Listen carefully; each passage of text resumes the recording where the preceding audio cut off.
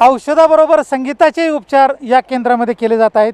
खऱ्या अर्थानं नवीन सर्व साधनांचा उपयोग या कोविड सेंटरमध्ये करून अत्याधुनिक अशा प्रकारच्या सर्व प्रक्रिया या कोरोनातून मुक्त होण्यासाठी या ठिकाणी राबवले जात आहे।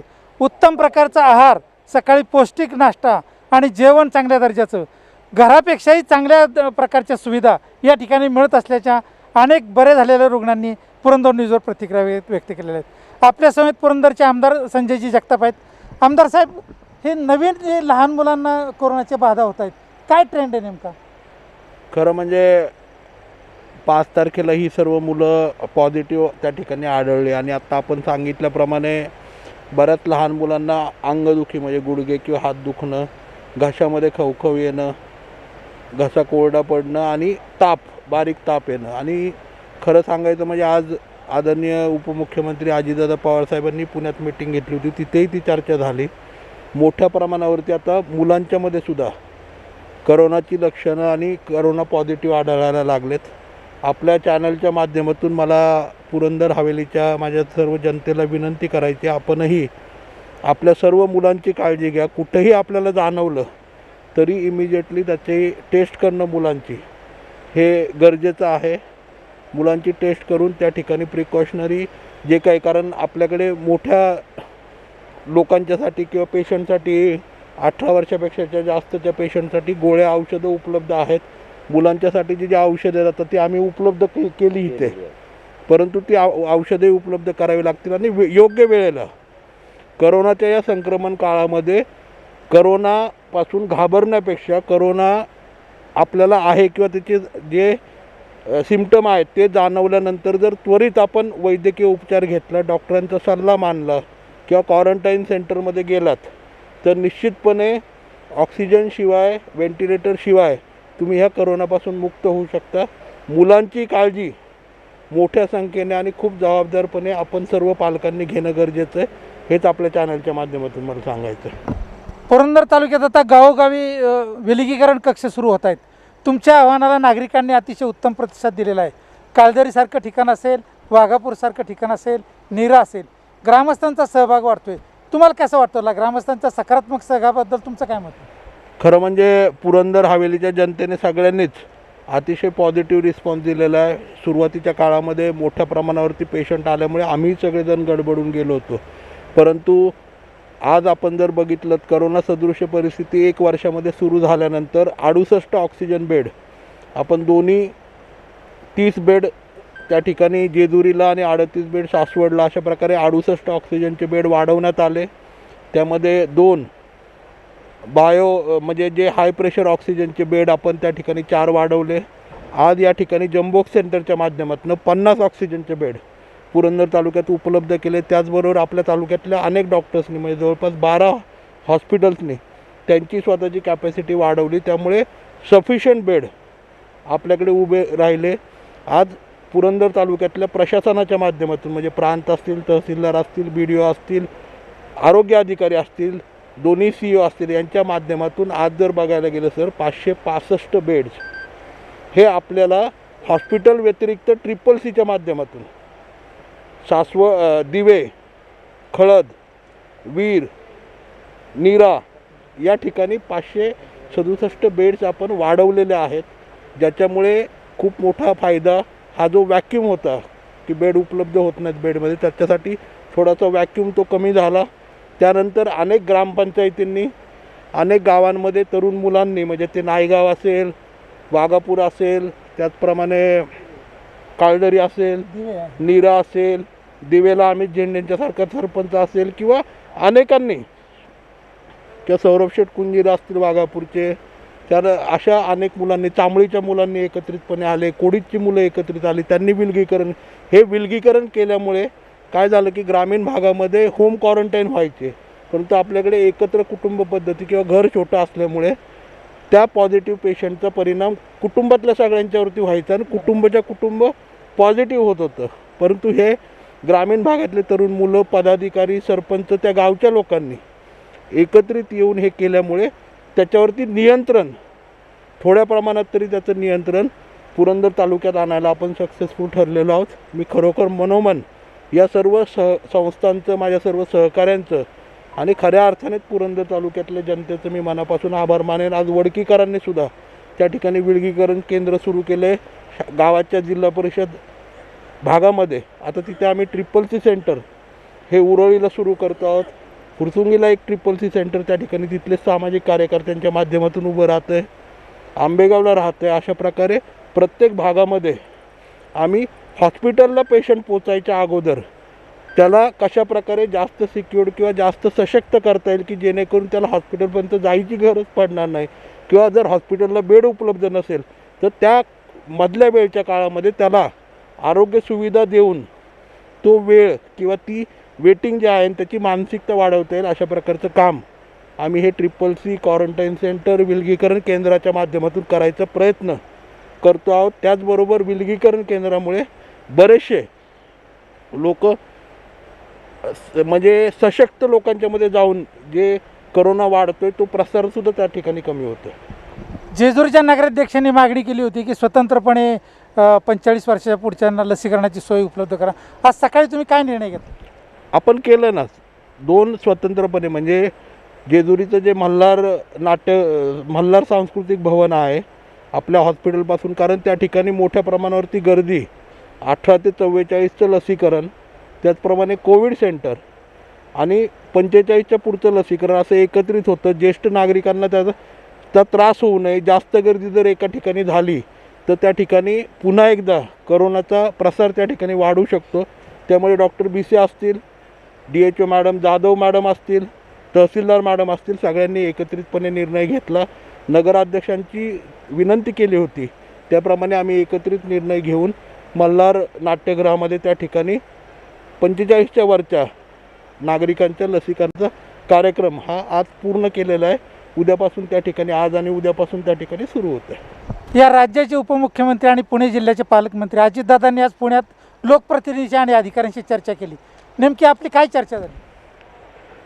दादांनी खरं म्हणजे याच्यामध्ये काय करता येईल, आपल्याला कशा प्रकारे आपण काम करतो आहोत, ह्याचा प्रसार कशा प्रकारे थांबवता येईल, करोनाचा प्रादुर्भाव वाढलेला, जिथे जिथे आपल्याकडे कमतरता आहेत, म्हणजे मी मनापासून पुरंदर हवेलीच्या जनतेच्या वतीनं दादांचं आभार मानेन की आज CSRमधनं दादांनी त्या ठिकाणी सासवडची जे गव्हर्मेंट हॉस्पिटल आहे तिथे ऑक्सिजन जनरेटर हा त्याला मान्यता दिली आहे. जेजुरीच्या ऑक्सिजन जनरेटरला सुद्धा मान्यता दिली आहे. त्यामुळे सेल्फ सफिशियंट ऑक्सिजन पुरवठा त्या दोन्ही हॉस्पिटलमध्ये, सरकारी हॉस्पिटल त्या ठिकाणी पुरवठा होणार आहे. त्याचबरोबर अनेक सूचना आम्हालाही त्या ठिकाणी केल्या की कुठल्याही प्रकारची पब्लिक मीटिंग, कार्यक्रम काही घेऊ नये. सगळ्या लोकांना जागरूकतेने प्रत्येकाने करोना सदृश्य परिस्थितीमध्ये लढण्यासाठी लोकांच्या अडचणींमध्ये पुढे उभं राहावं आणि लसीकरणाच्या बाबतीमध्ये सुद्धा सूचना केल्या की जेणेकरून प्रिकॉशन ठेवावं. महाविकास आघाडी आणि महाराष्ट्र राज्य त्या ठिकाणी लसीकरण लवकरात लवकर लोकांच्यापर्यंत पोचवायचा प्रयत्न करते. आज लसीकरणामध्ये थोडासा 18 ते 44मध्ये गोंधळ आहे.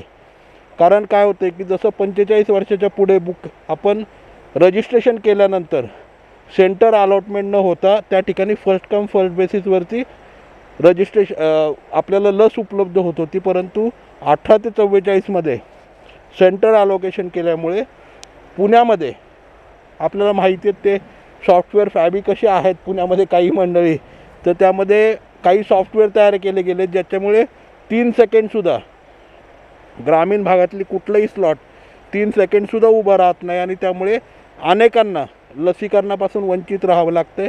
आज आम्ही काही आमदारांनी त्या ठिकाणी दादांना विनंती केली की आपण त्या ठिकाणी 18 ते 44 वयोगटातल्या ह्याच्यामध्ये बुकिंग ऑनलाईन ठेवावं, परंतु जवळच्या क्षेत्रामध्ये म्हणजे आपल्या जवळच्या सेंटरला फर्स्ट कम फर्स्ट बेसिसवरती त्या ठिकाणी लसीकरण व्हावं. त्याच्याबाबतचा निर्णय परवा सोमवारी दादा मुंबईला गेल्यानंतर त्या ठिकाणी घेतील. मला खात्री आहे की ज्याप्रमाणे 45च्या पुढे होतं तसंच बुकिंग ऑनलाईन राहील आणि फर्स्ट कम फर्स्ट बेसिसवरती त्या ठिकाणी जाऊन आपल्याला लसीकरणाचा लाभ 18 ते 44च्या तरुण मुलांनाही त्या ठिकाणी घेता येईल. आणि जेणेकरून आता काय झालं की ग्रामीण आणि शहरी असं ते भांडण व्हायला लागलं ग्रामीण पुण्यामध्ये, त्यामुळे ते होऊ नये. टेक्नोफेबी लोकांचं आणि सामान्य ग्रामीण भागातल्या लोकांचं व्हायला लागलं, ते होऊ नये याच्यासाठी आमचा प्रयत्न आहे. कारण सगळ्यांना लस, आदरणीय दादांनी सांगितलं की सगळ्यांना लस उपलब्ध करून द्यायची, तर निश्चितपणे सगळ्यांना लस उपलब्ध करून देण्यासाठी अतिशय सोपा मार्ग सुचवला आहे आम्ही, तो मला वाटतं त्याच्यावरती खात्रीने पॉझिटिव्ह निर्णय होईल. काल आणि आज सासवड आणि जेजुरी शहरात कोरोना रुग्णांची संख्या झपाट्याने घटलेली आहे. एक दिलासादायक वातावरण निर्माण झालेलं आहे. राज्य सरकारला उच्च न्यायालय निर्देश देत आहे. सुप्रीम कोर्ट केंद्र सरकारला त्या ठिकाणी निर्देश करते. तिसऱ्या लाटेची भीती आहे. पुरंदरमध्ये आता हे जे तुम्ही इतक्या उत्तम प्रकारे नियोजन केलेले आहे, ऑक्सिजन असेल, रेमडेसिवीर असेल आणि पेशंट रुग्णांना दिलासा द्यायचं काम असेल, तर यामध्ये आता पुढचा टप्पा तुम्ही काय नियोजन करणार आहे? नाही, हे जे आत्ता आपण सर्वजण पाळतो, सासवड जेजुरीमध्ये किंवा पुरंदर तालुक्यात एकूणच रुग्णांची संख्या थोड्या प्रमाणामध्ये घटलेली आहे. त्याचं श्रेय खरं म्हणजे सर्व लोकांना जातं, विलगीकरण कक्षांना जातं. आज देवस्थानच्या माध्यमातून, नगरपालिकेच्या माध्यमातून जेजुरीत खूप चांगलं काम चालू आहे. सासवडलाही नगरपालिका खूप चांगल्या प्रकारचं काम करते. ग्रामीण भागामध्ये सुद्धा त्या भागातले पंचायत समिती असेल, जिल्हा परिषद असेल, ग्रामपंचायती असतील, त्या पुढाकाराने काम करत आहेत. अनेक तरुण मुलं आणि सामाजिक संस्था त्या ठिकाणी पुढाकार करतात आणि त्यामुळे विलगीकरण कक्ष आणि हे सगळं आहे. हाच ट्रेंड आपल्याला त्या ठिकाणी सातत्याने पुढेही चालू ठेवावं लागेल. पार्टली लॉकडाऊन जे आहे हे असंच चालू ठेवावं लागेल, जेणेकरून त्या ठिकाणी जी तिसरी लाट आपण म्हणतो आहोत, जी येणार आहे आणि ती समोर दिसते आहे. कारण आज पहिल्या लाटेपेक्षा ही दुसरी लाट ही अनेक जिवलग अतिशय जवळच्या लोकांना अचानक धक्का बसेल अशा प्रकारे काही सुचायच्या आतमध्ये अनेक लोकांना आम्ही गमावून बसलेलो आहोत. त्यामुळे आत्ता पूर्ण तयारीने आत्ता कुठल्याही परिस्थितीमध्ये ह्याच्यामध्ये कुठल्याही प्रकारचं मनुष्यहानी होऊ नये ही सगळ्यात महत्त्वाची प्रायोरिटी आमची सगळ्यांची आहे. आणि निश्चितपणे मला वाटतं की ही तिसरी लाट थोपून धरण्याचा प्रयत्न आम्ही एकटे नाही तर सगळ्या लोकांना बरोबर घेऊन निश्चितपणे करू. आनंदी जम्बो कोविड सेंटरमध्ये डॉक्टरांचा सहभाग कशा पद्धतीने आपण घेतला आणि सामाजिक कार्यकर्ते कसे सामावून घेतले? सर, अनेक सामाजिक कार्यकर्ते आता या ठिकाणी सासवड नगरपालिकेचे माजी नगरसेवक मुन्ना शिंदे असतील, आमचे सहकारी आदरणीय सागरजी मोकाशी असतील, त्याचप्रमाणे विश्वजितजी आनंदी असतील, बाळासाहेब कड या ठिकाणी आहेत, सलील साळुंके या ठिकाणी आहेत. त्याचप्रमाणे खरं म्हणजे डॉक्टर प्रवीण जगताप असतील, डॉक्टर सुमित काकडे असतील, डॉक्टर निरगुडे असतील, डॉक्टर माने असतील, विशेष सहकार्य डॉक्टर साबळेंचं असतं, नेहमी येतात. त्याचप्रमाणे योगा आणि इतर गोष्टींमधनं खरं म्हणजे मनस्वी पेशंटला स्वतः बरं करायचं काम जे आहे ते आपले डॉक्टर खांडेकर सर करतात. रोज सकाळी येऊन योगा घेतला जातो आहे, मेडिटेशन घेतलं जातं आहे. त्यानंतर आपल्या तालुक्यातलाच तरुण मुलांचा ग्रुप आहे की जो ग्रुप ह्युमन ह्युमॅनिटी म्हणून ग्रुप आहे. तो ग्रुप अतिशय इनिशिएट करतो लोकांना त्या ठिकाणी कडधान्याचा सशक्त चांगला नाश्ता मिळाला पाहिजे याच्यासाठी ते पुढाकार घेतात. अनेक प्रोग्राम जे आतापर्यंत ठेवले, म्हणजे काल परवा झालेले संगीताचा कार्यक्रम असेल, त्याच्या अगोदर झालेला मला वाटतं डॉक्टर आदरणीय हबप्पा राऊत महाराजांचा कार्यक्रम असेल, किंवा त्याच्या अगोदर झालेलं मला वाटतं आणखी काय झालं कार्यक्रम, योगा झाला काल सकाळी, किंवा झुंबाचा प्रोग्राम केला. म्हणजे अशा वेगवेगळ्या कार्यक्रमातनं खरं म्हणजे करोना ही भीती मनामध्ये जी आहे ती या प्रोग्रामच्या माध्यमातून कमी होऊन जाते. आणि शरीरातला डॉक्टर आयुर्वेद, योगा आणि ॲलोपॅथी या तिन्हीचा वापर आपण या आनंदी कोविड सेंटरमध्ये करतो, ज्याच्यामुळे ना माणसाच्या शरीरातला डॉक्टर जागृत होतो आणि तो आजार बरा करतो असं मला वाटतं आहे. आणि खरोखर खूप चांगलं कॉम्बिनेशन या सर्व डॉक्टर्स, म्हणजे ॲलोपॅथीचे सासवडचे सगळे डॉक्टर्स येतात, आपले होमिओपॅथीचे डॉक्टर येतात, आयुर्वेदाचे डॉक्टर येतात, योगामधनं सर येतात. त्याच्यामुळे काय झालं की एक वेगळ्या प्रकारचं केंद्र हे झालं आहे आणि त्याच्यामुळे खूप लवकर आणि पॉझिटिव्हली त्या ठिकाणी पेशंट रिकवर होतात असं मला वाटतं. आता या कोरोनाच्या महासंकटाला सामोरं जात असताना पुरंदर हवेलीच्या जनतेला तुम्ही काय आवाहन करू? मला जनतेला एकच आव्हान करायचं आहे. आजही जर बघायला गेलं तर सकाळच्या वेळेमध्ये 8 ते 11 वेळेमध्ये मोठ्या संख्येने लोक आजही रस्त्यावरती दिसतात. भाजीच्या बाबतीमध्ये आम्ही प्रिकॉशन ठेवायचा प्रयत्न करतो. आजही बघायला गेलं तर दुर्दैवाने आजही आपल्या सासवडमध्ये, जेजुरीमध्ये घाटाच्या माथ्यावरती किंवा अनेक व्यापाऱ्यांच्याकडून त्या ठिकाणी दंड वसूल करावा लागतो. कारण तुम्ही आम्ही नियमांचं पालन करत नाही. आपण सगळ्यांनीच नियमांचं पालन केलं पाहिजे. कारण हे नियम हे लादले गेले नाहीत दंड वसूल करण्यासाठी, तर हे लादले गेलेत तुम्ही आम्ही करोनापासून त्या ठिकाणी दूर राहण्यासाठी. गरजेशिवाय कोणी नागरिकाने त्या ठिकाणी घराच्या बाहेर पडू नये. आज सगळीकडे आपण हेल्पलाईन सेंटर सुरू केलेले आहेत, मदत केंद्र सुरू केलेले. काही घरांमध्ये जर ज्येष्ठ नागरिक असतील तर त्यांनी मदत केंद्रावरती फोन करावी, त्यांच्या घरापर्यंत किराणा माल किंवा औषधही पोचवायचं काम आपण त्या ठिकाणी करूत. एकच विनंती करायची आहे, कारण अनेक नागरिक आम्हाला सातत्याने त्या ठिकाणी नागरिकांना वाटतं की त्या ठिकाणी त्यांना कोंडून ठेवलं जातं आहे किंवा घातलं जातं आहे. कोंडून ठेवलं जात नाही आहे. आज तुमच्या आमच्यासाठी याचा प्रसार होऊ नये, कारण माणसाचं आयुष्य हे खूप महत्त्वाचं आहे. तुमचं प्रत्येकाचं आयुष्य आमच्यासाठी महत्त्वाचं आहे. म्हणून शासनाने दिलेले नियम तुम्ही आम्ही सगळ्यांनी पाळावेत, एवढीच विनंती आपल्या चॅनलच्या माध्यमातून करतो. धन्यवाद आमदार साहेब.